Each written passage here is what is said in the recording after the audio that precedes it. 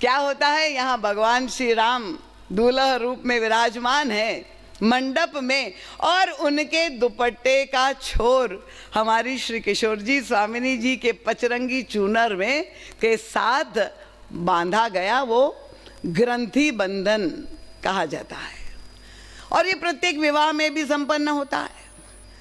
तो जब गठबंधन हो गया और मंत्रोच्चार के द्वारा, और गठबंधन के बाद भांवर भी पड़ गई अग्नि की साक्षी में, उसके बाद क्या ये वर और दूल्हा दुल्हन जीवन भर ऐसे गांठ बांधे बांधे घूमते रहेंगे क्या?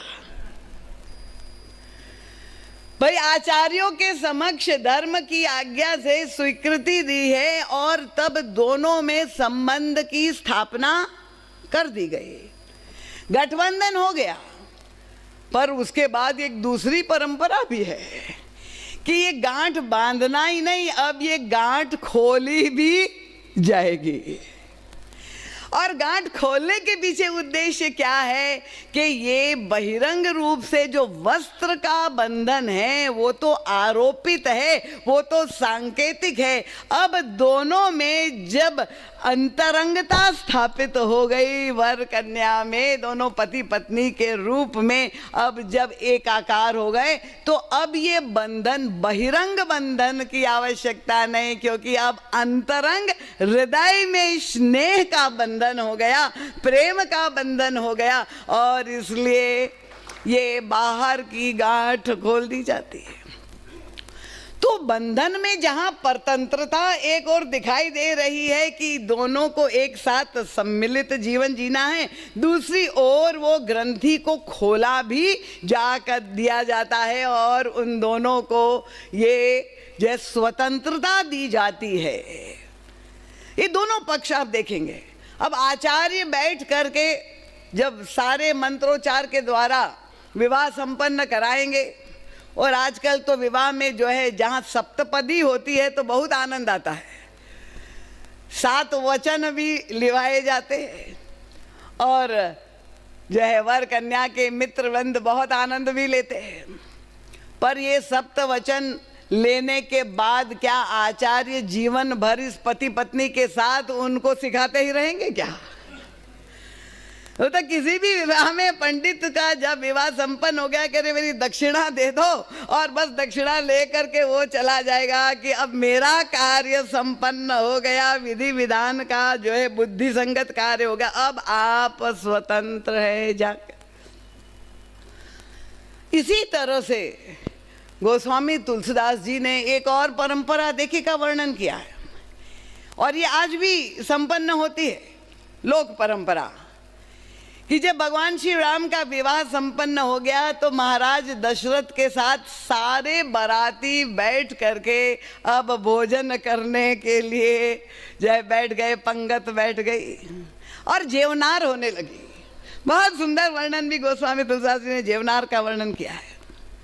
और जब जेवनार हो रही है और महाराज जनक 56 भोग जहाँ पर परोसे जा रहे, अयोध्या वासी बाराती गदगद हो रहे, तो देखा कि मिथिलानियाँ भी पीछे हटने वाली नहीं, वो भी वहाँ आ जाती है और क्या कर रही है, इनका ये भी परोस रही है। क्या परोस रही? उनका गाली सुना रही है। आप लोगों के यहाँ है कि नहीं परंपरा? विवाह में गाली पड़ती है कि नहीं? यहाँ कोई दूल्हा है जिसको नहीं पड़ी हो?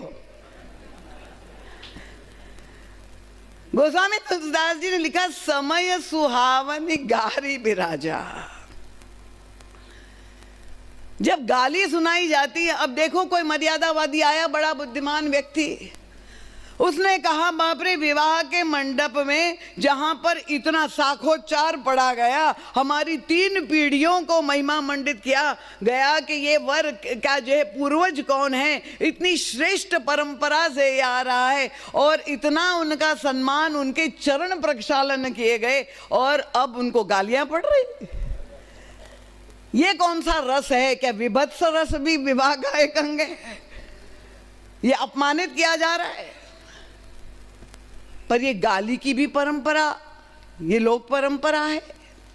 और भगवान श्री राम के विवाह में भी गोस्वामी तुलसीदास जी ने उसका वर्णन करने में नहीं भूले। और क्या प्रभाव पड़ रहा है। गोस्वामी जी पहुंच गए कि सब प्रेम से जहां भोजन कर रहे हैं और उस समय जब गालियां सुनाई जा रही है तो प्रतिक्रिया क्या हो रही है, उनका दूल्हा ही नहीं दूल्हे के पिता को देख ले, क्योंकि वहां से शुरू हुई गाली। तो उनका समय सुहावनी गारी विराजा, हसत राव सुनी सहित समाजा। महाराज दशरथ इतने प्रसन्न हो रहे, इतने गदगद हो रहे, उनको इतना दिव्य रस मिल रहा है, उनको लग रहा है केवल हमारे भोजन का ही रस नहीं, हमारे कानों के द्वारा भी हमें अमृत रस मिल रहा है, क्योंकि ये तो ससुराल की गाली है। तो ये जो रस लेने की परंपरा है, गोस्वामी तुलसीदास जी हमें ये बताना चाहते हैं, ये कोहबर प्रसंग का महत्व क्या है।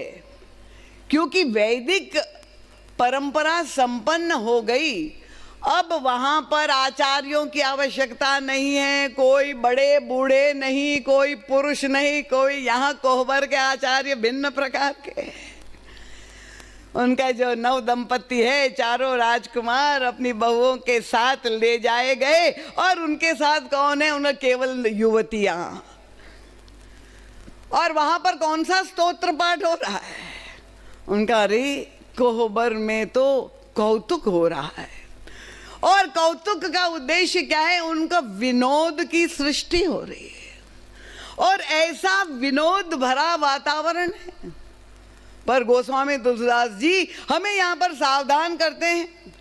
महाराज श्री ने हमारा ध्यान आकर्षित किया कि तो प्रत्येक विवाह में होता है, भगवान राम के विवाह में भी वही हो तो क्या आश्चर्य है, क्योंकि कौतुक भी होता है और विनोद भी होता है। पर यहाँ राम के विवाह, हमारे सांसारिक विवाहों में अंतर क्या, गोस्वामी जी ने एक शब्द के द्वारा डाल दिया। उनका जहाँ सांसारिक विवाह में बहुधा विनोद के बाद विरोध भी हो जाता है। वो कहते ना, झगड़े की जड़ हंसी, हंसी हंसी में जो है वहां ऐसे युद्ध हो जाते, विवाह में बंदूकें भी निकल जाती है। पर भगवान श्री राम का ये विवाह है, उनका कौतुक का उद्देश्य विनोद, और विनोद का उद्देश्य प्रमोद, और प्रमोद की परिणति प्रेम की स्थापना में।